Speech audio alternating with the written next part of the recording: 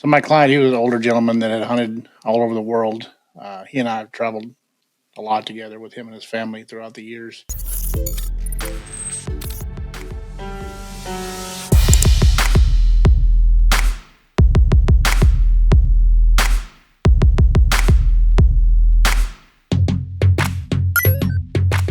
Good morning, Travis Weir, Global Hunting Solutions. Hope you have a great weekend. It's Friday morning. I'm headed out to do a big hunt here in a little while in the helicopter. So we're gonna go out to a local ranch and meet the landowner. Fly with the landowner this afternoon. Spend the night out there, have dinner with him, and then fly and shoot some pigs in the morning, maybe some coyotes. But really, what I wanted to talk to you about today is hunting in Turkey. So Turkey has become one of our featured destinations in the business. We have a lot of hunters that are going to Turkey to hunt the Bezor ibex. And so I had a client call, and he was working on his Capra Slam to shoot all the goats of the world. It's the Capra. It's the Capra Slam with Grand Slam overs. So we talked about it a little bit and decided to go to Turkey to hunt Bezor ibex. So a particular client lived in Dallas, so I met him in Dallas. We set the trip up and with some of our Turkish partners, and we left Dallas for Istanbul. It's a very easy flight. I think we flew Turkish Airlines, and we departed DFW. We landed in Istanbul. We had a short layover in Istanbul. Looked around the airport. Pretty cool place, beautiful city, good place to tour. We're actually headed there in the fall of next year. So we started Turkey and Istanbul, like I said. Then we took a short flight to Adana, where our partners live. They are in the citrus business and textile business in Adana. They live right outside the city. So what we did was we flew in Adana. They picked us up. We decided to stay at the hotel there in Adana overnight, which was a beautiful hotel. I think it was a Hilton. Good food, had a nice bar. We caught up with them, made a game plan for the next morning, and we went to bed. We got up the next morning. We met the local officials there by the hunting area, and they helped us out with some spotting. We all got on the spotting scopes early and found some ibex, and we had a good time that day. Weather was fantastic. Very, very, very broken country, meaning it's super, super hilly. Nothing's flat. You can't find a flat spot anywhere. So my client, he was an older gentleman that had hunted all over the world. He and I have traveled a lot together with him and his family throughout the years. So we get up the next morning, we meet the game officials, meet our local guides there, my partners, and we started glassing for ibex. So we saw some ibex that day. Nothing that we were after, but we did see probably 15, 20 ibex that day. It's broken country, very rocky, with a lot of green, what we call cedar trees here. So like I was saying, it's very rocky, a lot of evergreen trees, juniper looking trees that are broken, and these ibex, they shade up in these junipers and the rocks during the daytime and get out of the heat, and they shade up in that really thick stuff. And so they come out in the mornings, they come out in the evenings into this crazy rocky steep country, and it's amazing what these ibex can do. And so we made that game plan, stuck to it all day.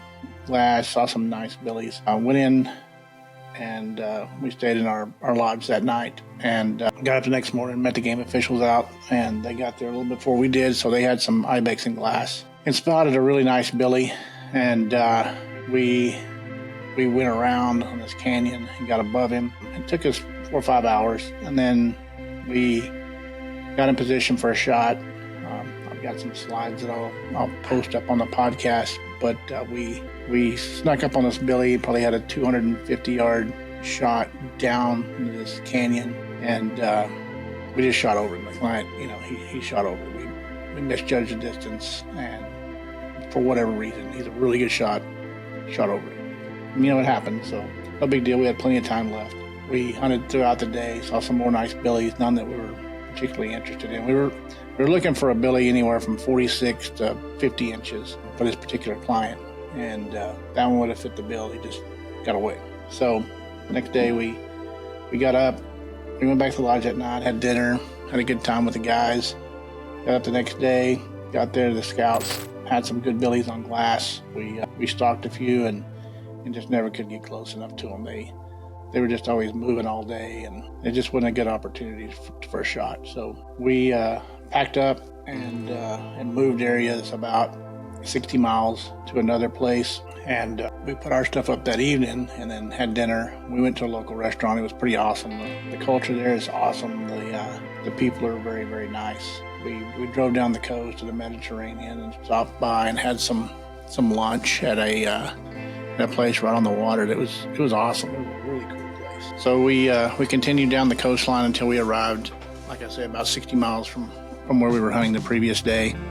And we put our stuff up that evening and just relaxed around the lodge. We got up the next morning, went out, found a group of billies, and we decided we were going to make a stalk on these billies. We were in a big canyon that was like a V with a river in the bottom of it. And so we decided to stalk down these billies and then get out on this little point that we had. And the billies were across the canyon on a little rock ledge. And we thought maybe it was going to be around 300 yards when we got down there. So it didn't look like a terrible hike. It was early in the morning. We had plenty of daylight.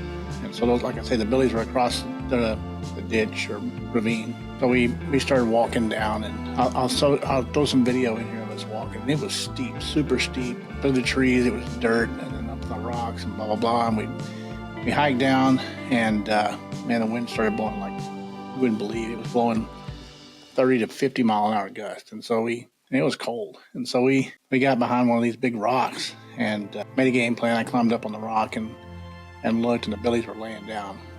No way we had a shot. So we stayed there for an hour or two and watched the billies, and they were just laid up with the wind. And so we stayed there for 2 or 3 hours, and I saw one of the billies get up. And so we moved the client up on the rock and got him in a prone position for a shot at this billy I think the billy was around 250 yards actually when we got up there. And he was a tremendous billy. He was with 3 other billies, so there was 4 total in the group up on a little rock ledge. And so this particular billy, I told the hunter, I said, he's the second one from the left. Go ahead and shoot him. And so he shot, and the wind was still blowing pretty hard, and it blew the bullet a little further back, and we hit the billy a little far back. And so after the first shot, like I say, he hit the billy a little far back, and the billy started running.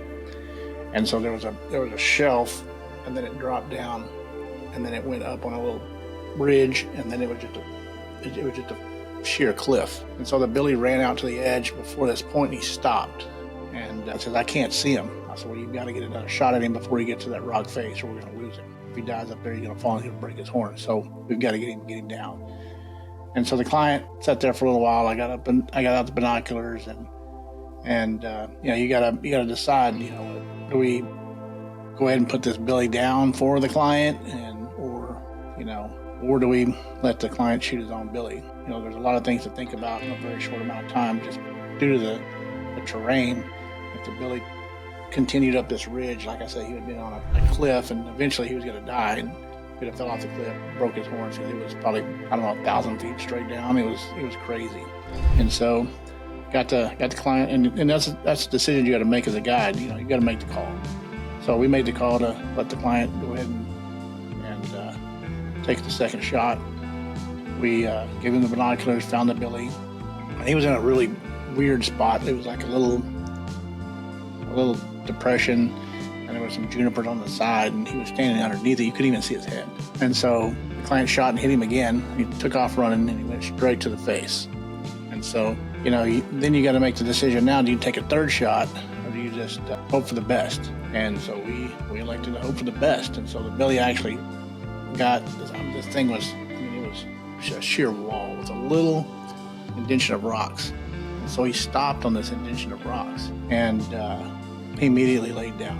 And so I told him, I said, do not shoot. I said, if you shoot him, he's going to fall off the rock, and he's going to break his horn to all pieces. So fortunately, he laid down and died there, quick, and he did not fall off the rock. So now you say, well, how are we going to get this billy off this rock that's, down the ditch, across the river, up the point, and out on this little ledge? I mean, this ledge was like 3 feet, and that was it. And there's no way the client's going to make it up there. no way I wanted to go up there. And so one of our locals said, we'll go get him. And I said, well, how are we going to get him where the client can take photos with this magnificent billy that we just took? He's like, we'll bring him back home. And I said, are you joking? He said, no, I'll bring him back. And so, keep in mind, these billies they're not giant animals, but they weigh, 150 pounds probably. This billy was 150 pounds. I don't know what he weighed, but he was good size. And so we said, okay, that's cool. We'll meet you over at these rocks that we were sitting at earlier in the day. Okay, fine. So we take off and we kind of hike, just across the ledge there for 30 minutes. And I could see the guys. They were already down the hill, across the river, and going up on the other side of the point by the time we got there. So, like I said, we stumbled across this ridge and got over there on these rocks, and the guys were already across the river up to the other side and going to the face. And so I'm thinking, how in the heck are they going to get this thing out this face? So, that by then they're probably 1,000 yards from us, roughly. So I pull out the binoculars and set up the spot and scope, and I'm watching these guys, and they're just in straight up tennis shoes. And they back up on this cliff and they scurry across the back of the cliff to the ibex, and I see them taking some rope, and they hog-tied this ibex and made a backpack out of it is what they did. And I watched one of the guys, they took the ibex, threw it on his back like a backpack, and he shuffled on this ridge down to the point and down. And then we lost sight of him when they come down to the river. The next thing I know, I see the guy coming down a trail to the left, and he's got this ibex on his back like a backpack. I've got some video of it. I was shooting video when all this took place because I couldn't believe it. And these guys were just laughing, having a good time like it was no big deal. And they brought the ibex close to us, and we set him up for photographs, and we talked about it a little bit. And man, it was a crazy experience. So I said, you guys gonna skin him and quarter him here and bring the meat and the skin out? And they said, no, we'll just take him out whole. We'll do it back at the lodge. And I said, okay. So I said, I think we probably need to get out of here because we've only got, a few hours of daylight left. And so we took off, the client and I, and it was rough getting out of there. And so we're walking along, and we're taking breaks every now and then, having a little chit chat. I noticed he was going a little slower and a little slower and a little slower. And I was getting a little worried about how slow he was going. And then he didn't look right to me. And we sat down, and I said, hey, what's going on? And he goes, well, I forgot my sugar. I have diabetes. And I said, you have diabetes, you're diabetic. And he said, yes. And I said, why have you never told me this in the 20, 30 years we've been hunting together? He said, well, it's never been an issue. I said, well, it is now. I said, and so, I thought to myself, well, we got an issue now. I said, look, I'm going to run up to the truck. I'm going to get a coat.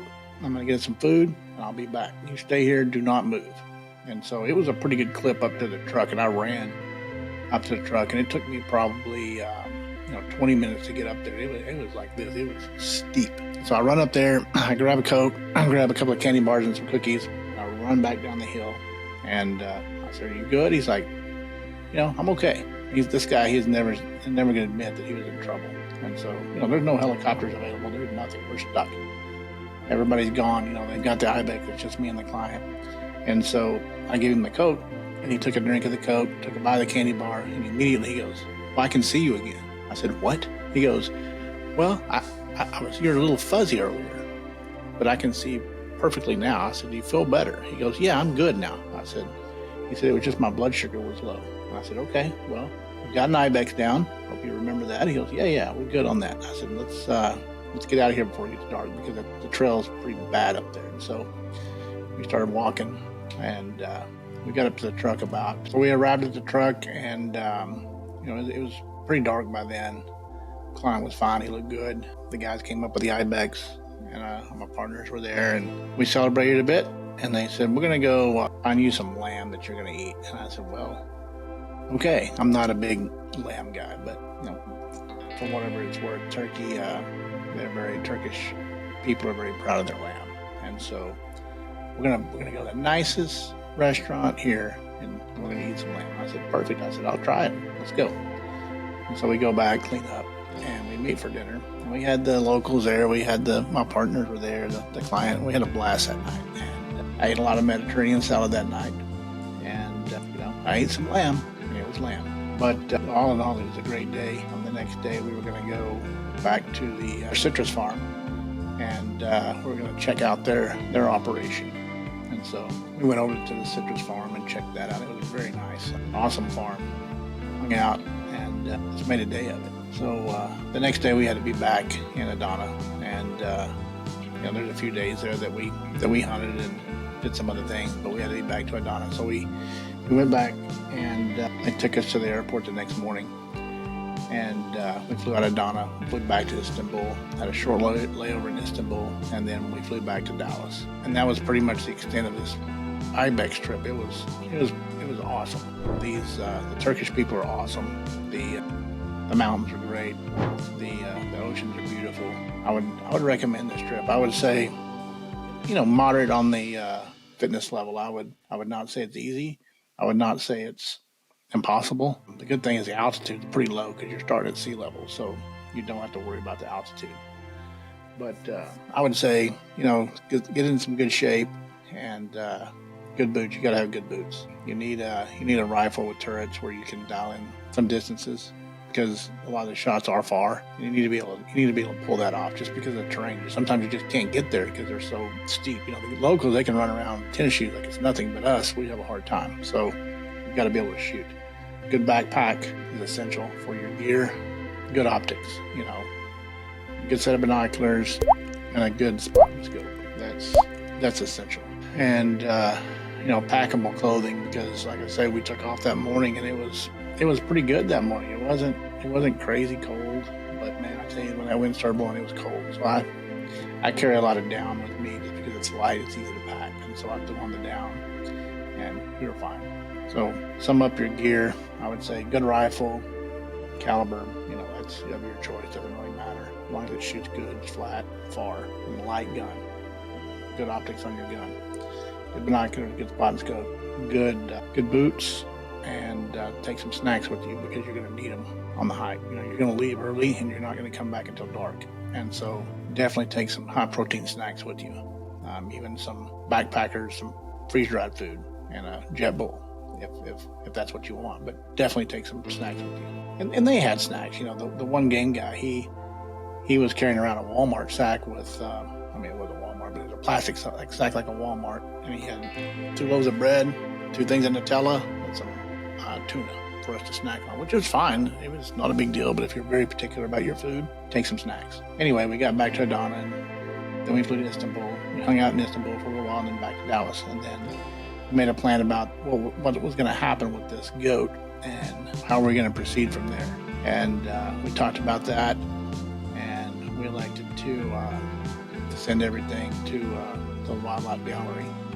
And they were working on a major trophy room addition. I'll throw some slides up about that as well and show you what's going on with that. I do some consulting on trophy rooms, and I was involved in helping this individual build out his trophy room. We're still going to add on to it because, all the North American stuff's not even in this particular trophy room. So you'll see the slides of that. But again, thank you guys for making this YouTube channel and this podcast such a huge success. We're just starting out with the podcast. It's something new to us, so bear with us. It's probably not the best yet, but every time I do one, hopefully it'll get better.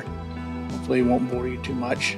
But I'm going to head out and go get the helicopter ready and go shoot some pigs this afternoon. It'll be a good day. Weather's great today. So again, thank you guys for making it a success, and subscribe to our channel, and we'll keep them coming. Thanks. Have a good weekend.